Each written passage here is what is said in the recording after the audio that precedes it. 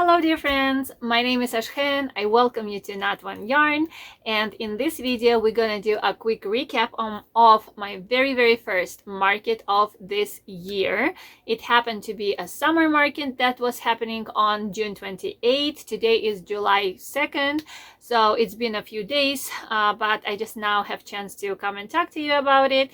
So let's look at my setup. I mentioned in my previous video, if you want to watch my market prep for this market and a few next markets that coming up, you can watch it here wherever it pops up.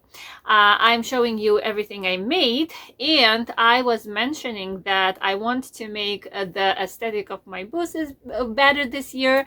I wanted to practice my setup. I didn't have chance, I didn't have time, so it looks kind of cluttery, like I just dumped all the toys that I had on my table.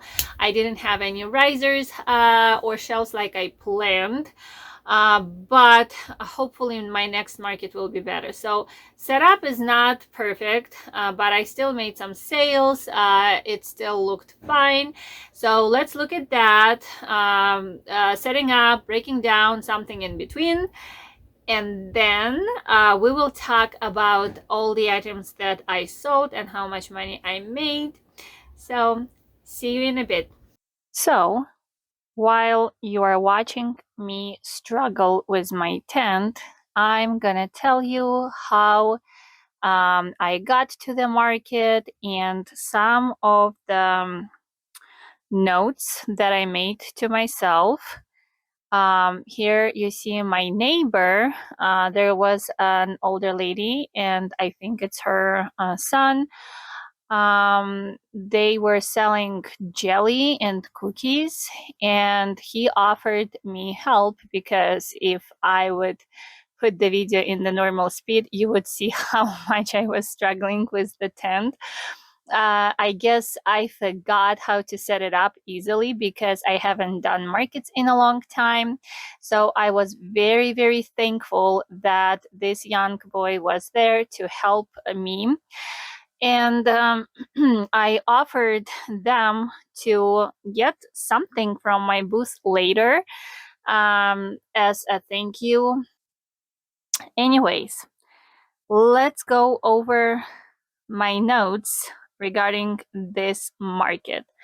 First of all, the way to the market. I had to leave pretty early because the ride there is like 50 minutes, and setup starts at 6 o'clock. I left the house, I believe, at 6:30. So I got there at 7:30-ish, and there were already so many vendors there. Market starts at 8 o'clock. Because it was my first time going to this location, I wasn't sure about parking, how everything gonna look like. I parked a little bit further away. I walked to the organizers of this market. I checked if there's any spots left. They said there are 2 spots left, one on the very end corner and one is kind of in the middle by the winery. I checked the spot by the wine and I liked it. So I said to people who were there, I'm gonna go bring my car and I will set up right here. By the time I brought my car, which took literally just 2 minutes, somebody was already putting their table there. And I asked organizer, didn't you just send me to this place, to this location? How come it's already taken? She said, she apologized and said because the market is free, they have a rule first come, first serve. And since I didn't put anything on the spot, I didn't have anything on me to kind of like reserve it. Somebody took that spot and I ended up on this spot that you see right there. And this is literally the lastest spot of the market. I saw people coming my way and they saw that this is the end, and sometimes they would not even get to my booth to see what I'm selling. So we'll talk about the booth a little bit more. I just wanted to remember that because I was driving very, very early in the morning, it was like at one spot, it was extremely foggy. I got a warning on my phone, on my GPS, and I thought, well, it's okay. I drove in the fog before. But oh my goodness, guys, I have never seen fog so thick like that day. I could not see anything at all. Of course, my lights were on, and I was driving very careful, but for about 5-8 minutes of a ride, it was very, very scary, a little bit stressful. And finally, fog was gone. Everything was fine. So, of course, I came too late to this market. 7:30 is way too late. That's why I got this pretty bad spot. So that was wrong beginning already. Another thing is when I was opening my tent, like raising it higher, those knobs that pop in and out through the holes, I was not careful and I was in a big rush and I literally tore my finger. I started bleeding and I thought, oh shoot, I should bring some band-aids. I never brought band-aids to the market before, but from now on, I am going to have band-aids and I recommend you guys to have band-aids with you. And later, a few hours after that, when I had a family with 3 kids shopping in my booth, there were 2 boys who bought 2 toys, and the third boy got a really, really bad blister from his Crocs.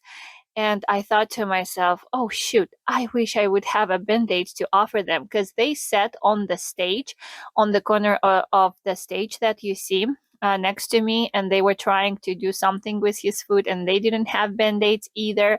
And poor boy was suffering and I felt so bad for him because my son recently had a blister from his Crocs as well. And I know how bad it could hurt. So if you would have band-aids, it would be really, really nice customer service if you could offer people band-aids or something else that they may need. So the spot, once again, I'm going to talk about my spot, how it probably affected my sales. First of all, it is very end. And lots of times people would not even reach my booth, seeing that that was the end of the market. They would turn around, maybe even not reaching my neighbors. Seeing that there's no more booths after us, they would just turn around and go away. So that would definitely affect some people not seeing my stuff, because even if they would pass by and see something, some of them would probably stop, look, and want to purchase something, especially because this time I had a few cheaper items that I never had before, like for $3 and $5. Another thing, I was right by the stage and music was so loud. So usually I always say hi to people passing by. I ask them how are they enjoying market, what fun stuff they found on the market, and so on. We do have like quick short conversation, and a lot of times some of those people stop by, and while they talking to me, they look at my booth and they find some stuff to purchase that they didn't know that they needed or wanted, and they do buy something. And this time, because it was extremely loud, I could just wave to people or nod to people. There was no way to have any conversation with anyone. The only good thing about this spot is that I am about 6 to 7 months pregnant right now, and the bathrooms were really, really close. They were like right around the corner, just a few steps away. And honestly, I didn't have to use it that much because unfortunately, I forgot to bring 2 extra bottles of water that I prepared for myself, like big metal bottles of water, and it was pretty hot. If you're doing summer markets, you do need extra waters. I prepared like 3 big metal bottles of water to use up throughout the 4-hour market. And I had only one, and it was gone pretty fast. And I was really, really thirsty. And I was by myself, so I had no one to stay in the booth. And because I was in the very, very end, food trucks, water trucks were way too far away from me. I didn't want to be gone for such a long time. This market is pretty big. This is probably the biggest outdoor market I ever participated. So I was suffering from thirst the whole time. Another thing, I finally purchased weights for my tent. Honestly, I didn't really need it that much previous times because the other outdoor market that I was doing, it didn't require to have a tent. So I didn't have a tent. And then I regretted it because I was slightly under a tree and some fruits fell down from that tree. Maybe it was mulberry tree, I can't remember, and it kind of destroyed my stickers that I was selling at that time. So after that, I thought whether there is sun or not, whether the tent is required or not, I will always bring a tent. And honestly, it makes the booth look nicer anyways. So because I made decision to always use tent, I purchased my weights this time. And good thing I did because it was really, really windy. And I saw my tent moving with the wind. And I'm pretty sure if I wouldn't have weights, it would be slightly moving or raising up or something like that. Everyone who had tents at this market had stakes or weights or bags with sand or water or something holding their tents down. So like I said, I didn't have time to practice my setup.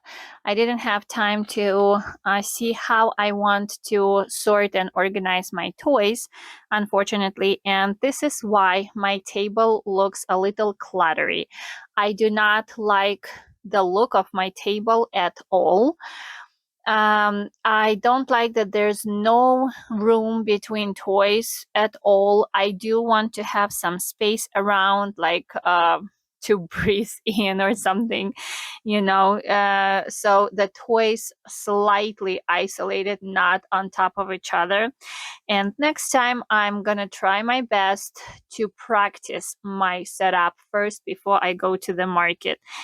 I believe that because of this clutter, people could not really spot the cheaper items. If they wanted to buy something and they were looking for something cheaper, they couldn't spot it really fast. And once again, the music was so loud that I could hardly understand what are they talking about with themselves.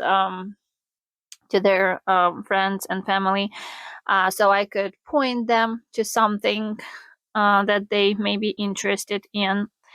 So next time, definitely, I'm gonna have a little bit more shelves to spread my items wider, you know. Then I purchased card reader, which is amazing card reader. Now I know that it works amazing, but by the time I went to the market, unfortunately, I missed something in figuring out how it works, and I ended up entering 2 or 3 credit cards manually because I didn't figure out something with the Bluetooth, how to connect it, and I couldn't insert or tap cards. Now I know how it works, and I am so happy. I love how Square Reader tracks all of my sales, whether it's cash or card or something. And if it's cash, they don't charge any fees. So I'm definitely gonna insert my cash sales through the into Square app, because it gives me a nice report of my sales, and it is connected to my Etsy shop, which also considers my in-person sales, and the count of my sales on my shop goes up as well. I am very happy about it. Here you can see that market is pretty slow. I didn't have too many customers stopping by. I was getting tired of sitting and crocheting. I needed to stretch my legs, and I needed just to get distracted. I was enjoying the music. The musician was very good. He played all kinds of variety of songs that I really enjoyed. I liked the older songs he played. I enjoyed the new songs that I never heard before as well. And I was just watching people, and I was being a little sad that I couldn't go and walk through the market myself, because there was so many vendors, and I wish I could see everything, but it would take way too long for me to go through the market. Like I said, it was the biggest outdoor market I ever been to. So yeah, but oh well. Here you can see me kind of starting to dance, and because music is good, I probably didn't even notice that I started kind of like dancing. I couldn't stop myself, and I was really getting really bored with no interactions from customers, with customers. Yeah, I was getting kind of bored. Finally, it was time to pack up.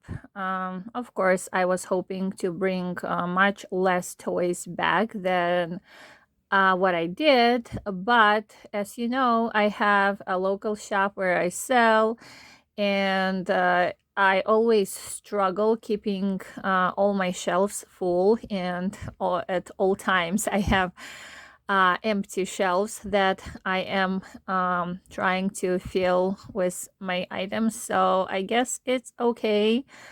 So I did make enough money to like this market and want to come back here, and I probably will. It's just I'm not sure when. With me being pregnant, usually I get really big with my pregnancies. With my first 2 children, I was really big, and we'll see how I will feel later. This market happens once a month for 5 or maybe 4 months a year. So there will be another one in August and September, and I will definitely let you know if I'm gonna be participating in those markets. The whole time I was at this market, I was getting warnings on my phone about rain coming down, and I was thinking, oh my goodness, what would I do if it would rain? Because this tent would not save my plushes from getting wet at all. I do not have walls for my tent. I never purchased them before, and I probably will not until I decide to go to markets like almost every week. I don't feel the need in the walls for my tent yet. But the rain finally came by the time I put my tent down. It started sprinkling, so that was just the perfect timing. As you can see, a lot of people were passing by and offering me help. Seeing me with my big pregnant belly. But I kind of remembered how to set up and break down the tent by now, and I felt really comfortable doing it by myself. Yes, of course, it is a little time-consuming work, but I don't have troubles doing it by myself. Okay, so now since you've seen the market setup, market breakdown, and a little bit in between, let's go over my sales, which I wrote down. So I had an Easter drop in my antique shop. I made these bunnies, cute bunnies, and the first, so I didn't sell many of them at Easter, around Easter. I don't know, maybe I brought them too late or something, but they didn't go well. I brought them to this market just in case, even though they are Easter themed items. Easter's bunnies and chicks. So a lot of kids loved them, but I sold only one pink Easter bunny for $5. Then I brought like 10 of these mini caterpillars. They are very cute. A lot of people love them, but I sold only one for $12. And the same lady bought, I think, gray stingray. Yeah, she got gray stingray for $5. Then I had my snakes, and as you know, if you watched this video of me prepping for this market, I made 6 snakes, but 2 went to my kids. Here's one, here's another. So I brought only 4 snakes. Oh my goodness, how many people and kids loved them. I had also yellow and red ones. So I had 4 snakes. A lot of people loved them. I sold 2 of them. Did I sell 2 of them? I think I did. Yes, I sold red one and yellow ones. Red ones are everyone's favorite. Red ones go first everywhere, in antique shop, in the markets. So I'm going to prep more snakes for next markets, and I probably will double the popular colors like yellow, red, green. Not this type of green, but more like this green. Those are popular colors. So I sold 2 snakes for $20. Then I sold jellyfish. So I had jellyfish like that and like this, and one more color.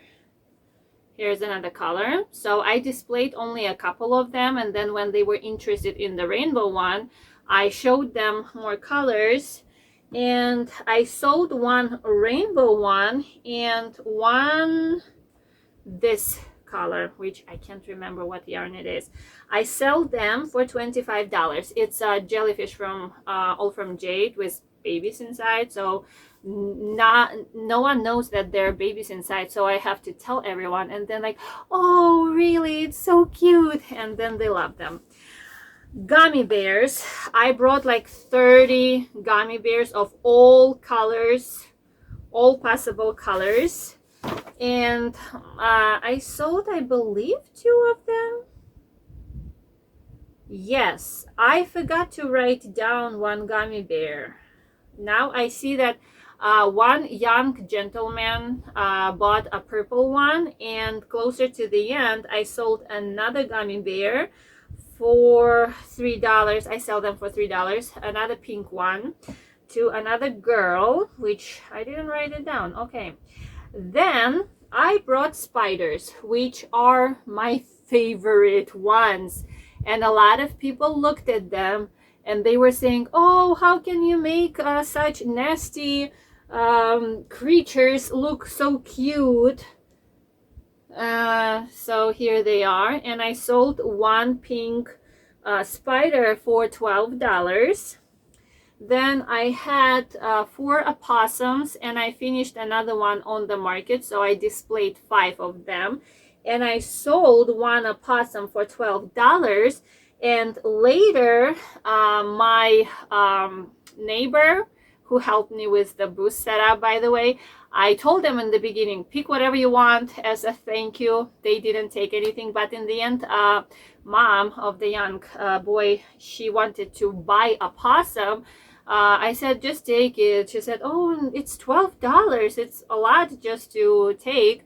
But yeah, I insisted, and she took one opossum. Otherwise, she wanted to buy it. And then my last item that I sold was coaster set, which no one looked at. I was so sad because they are so pretty, these coaster sets. I put all 6 of them to the side, and I put one to display them. And the lady bought yellow one because she has a shower theme in yellow, in lemons or something. And she asked for the pattern, and I found the pattern for her, and she wrote it down. She or someone in her family maybe will be making more of these coasters, so I'm glad that I could send a customer to a designer.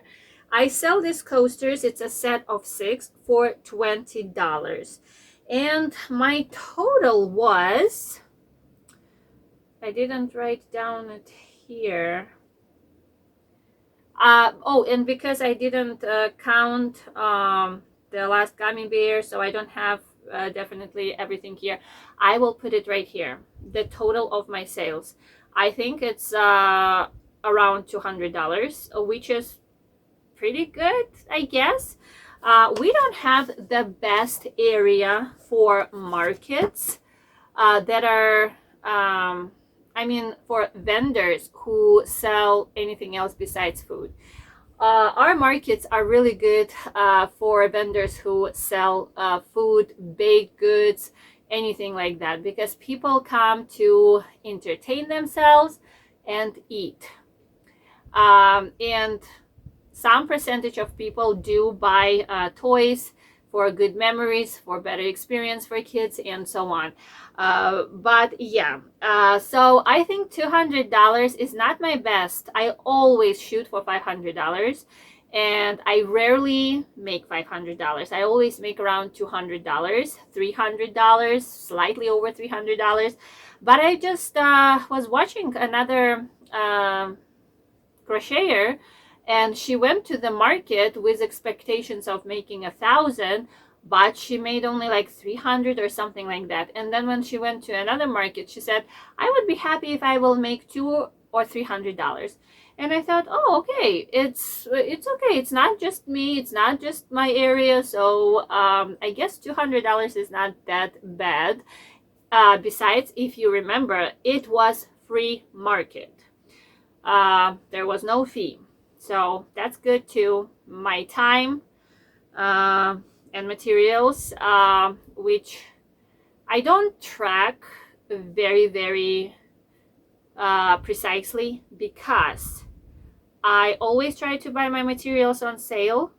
And second, I always crochet mostly on the go while I'm doing homeschool, while I'm resting in the end of the night after my work at Walmart, while I'm waiting at the doctor, while I'm driving somewhere with my husband. So it's not like I am actually substituting my time, how to say, it's not like it's my work hours when I am crocheting. I am filling in my time with crochet. If I ever go big and have a lot of sales online, and I can actually justify me setting some other stuff aside and say, I have to work, I have to crochet, that would be wonderful. But right now, it doesn't happen very often. So guys, I guess I forgot to say bye in that video, or that piece just disappeared somewhere, I don't know. Anyways, it is quite a while since I was recording that video, since it was sitting on my editor for a while, until I finally just put some pieces together for you. And I just wanted to add real quick that in August, I skipped that market. I am getting pretty big with my pregnancy. Oh, by the way, what a coincidence. I'm wearing the same shirt as on the market. This is 33 weeks of my pregnancy. And for a while, I have been feeling pretty bad. All the levels of everything in me that's supposed to give me energy was below normal, below the middle, and I was just tired all the time. I had no energy for anything. It is getting a little bit better right now. Like for the last few days, I have been feeling pretty good, let's say about a week. So we'll see. Maybe I will go to the September market at that location, maybe not. You will know. If you follow me on Instagram or here, I will let you know, guys.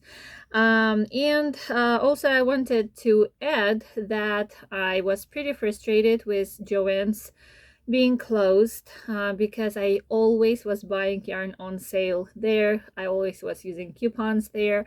I was buying yarn in Walmart, which was